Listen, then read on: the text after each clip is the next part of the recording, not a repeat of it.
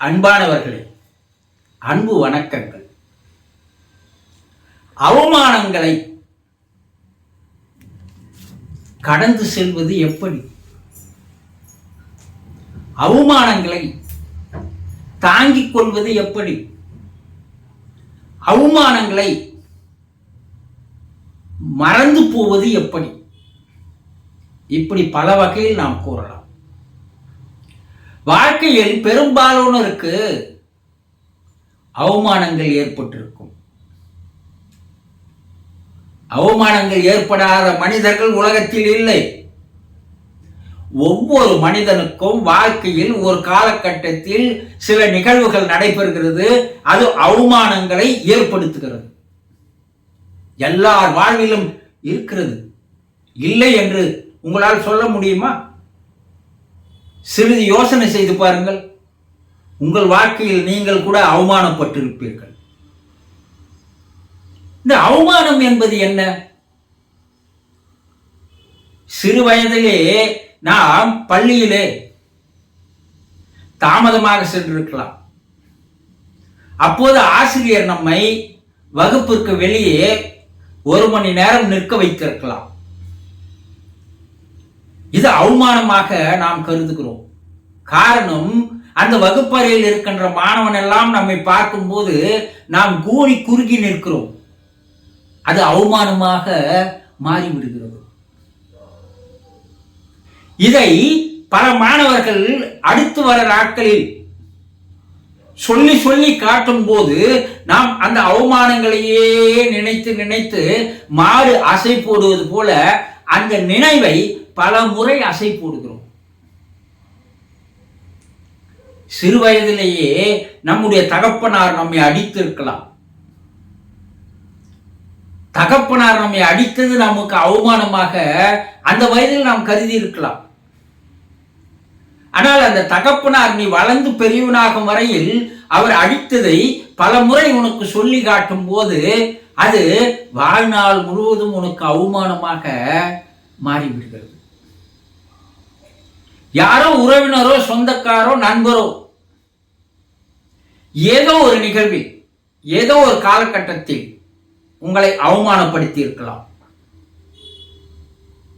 பல பேர் முன்னிலையில் உங்களை தரம் தாழ்த்தி பேசியிருக்கலாம், தாறுமாறாக பேசியிருக்கலாம், அசிங்கமாக பேசியிருக்கலாம், அநாகரிகமாக பேசியிருக்கலாம்.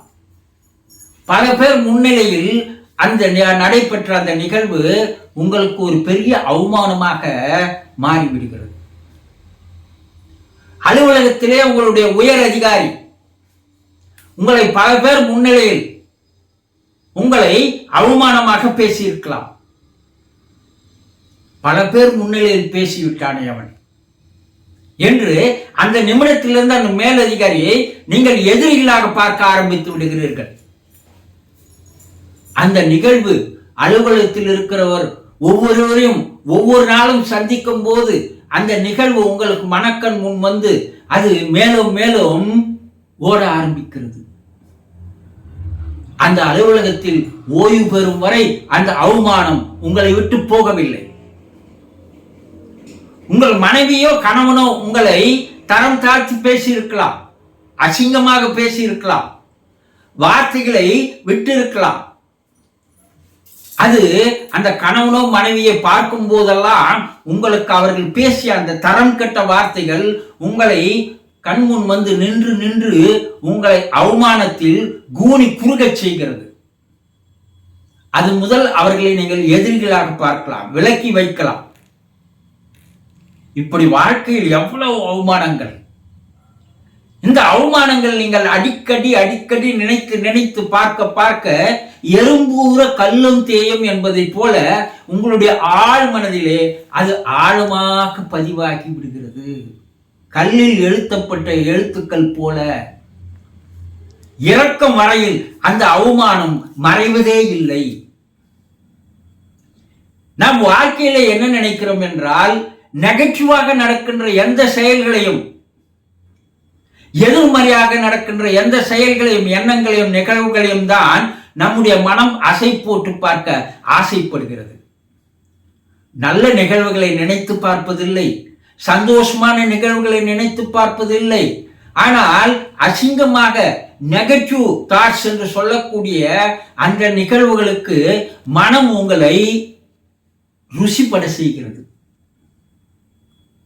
இப்படி மனதில் ஆழமாக பதிந்துவிட்ட அந்த அவமானம் என்று சொல்லக்கூடிய அந்த நிகழ்வுகள், பதிவுகள் உங்களை கூனி குறுகச் செய்கிறது. உங்கள் உள்ளே இருக்கின்ற திறமையை, ஆற்றலை வெளிக்கொண்டு வராமல் அது ஒரு தடைக்கல்லாக மாற்றி விடுகிறது.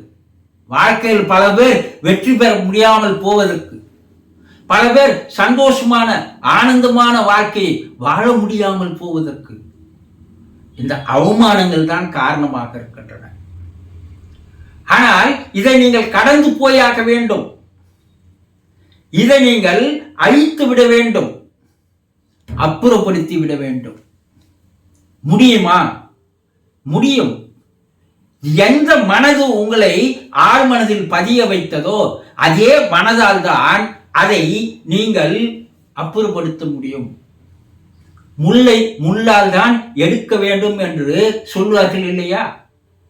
அதுபோல அந்த பதிவுகளின் மேலே நல்ல பதிவுகளை நீங்கள் பதிவு செய்ய செய்ய செய்ய செய்ய அந்த ஆழ்மனத்தில் பதிவான அந்த அவமான பதிவுகள் உங்களை விட்டு சிறிது சிறிதாக மறைய ஆரம்பித்துவிடும். பின்னால் உங்களை அவமானப்படுத்தியவர்களை நீங்கள் பார்க்கும்போது அவர்களை நலம் விசாரித்தாலோ, அவர்களோடு நீங்கள் சந்தோஷமாக பேசினாரோ, அது அவர்களுக்கு எதிர்மறையாக மாறிவிடும், உங்களுக்கு அது நேர்மறையாக மாறிவிடும். அவர் பார்க்கும்போது தானே உங்களுக்கு அவமானமா இருக்குது. அவமானம் ஏற்படுத்திய அந்த நபரை நேருக்கு நேர் சந்தியுங்கள். நேருக்கு நேராக அவரோடு நலம் விசாரியுங்கள். அவரிடம் அடிக்கடி பேசி பாருங்கள். அந்த அவமானங்கள் என்பது மாறி உங்கள் வாழ்க்கையில் ஒரு சந்தோஷமான நிலை வரும். இந்த அவமானங்கள் மறைந்து போகும். இந்த அவமானங்கள் கடந்து போகும். எப்போது உங்கள் வாழ்வில் நடைபெற்ற இந்த அவமானங்களை நீங்கள் அப்புறப்படுத்துகிறீர்களோ அப்போதுதான் உங்கள் வாழ்வில் மகிழ்ச்சியும் ஆனந்தமும் வெற்றியும் சந்தோஷமும் ஏற்படும். இல்லை என்றால் ஏற்படவே ஏற்படாது. வாழ்வு என்பது மிக சந்தோஷமானது, ஆனந்தமானது, அற்புதமானது, மகத்தானது, மதிப்பு மிக்கது என்பதை புரிந்து கொள்ளுங்கள். புரிந்து கொண்டீர்களா? சந்தோஷம்.